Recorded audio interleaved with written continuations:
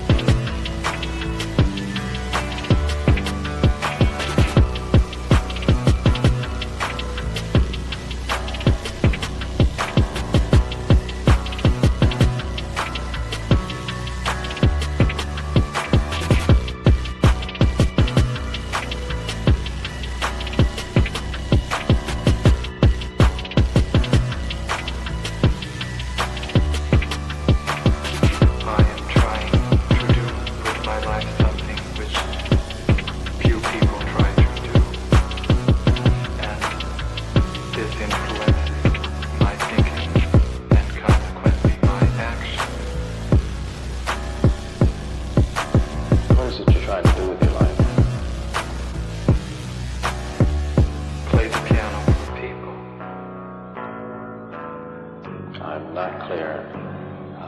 How is it that playing the piano for people has eventually resulted in your being here in the hospital?